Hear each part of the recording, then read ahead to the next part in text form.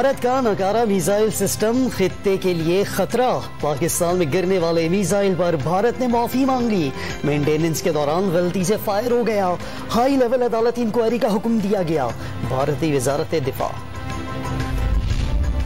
Election commission ने lower दीर में जलसे से खिताब पर वजीर आजम को नोटिस जारी कर दिया। वजीर आला KP, शाह महमूद कुरैशी, मुराद सईद और असद उमर को भी नोटिस भेजने का फैसला। इलेक्शन कमीशन ने वजीर आजम और वज़रा के इंतखाबी मुहिम में हिस्सा लेना ममनू करार दिया था।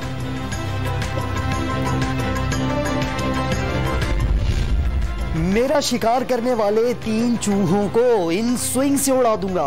अवाम देखेंगे पार्लियामेंट में मैच जीतकर कप्तान डाकुओं के साथ क्या करेगा। तहरीक दम एतमाद से एक दिन पहले डी चौक अवामी समंदर से भरने का ऐलान। इमरान खान जबान को लगाम दें, अपोजिशन लीडर शहबाज शरीफ का इंतबाह।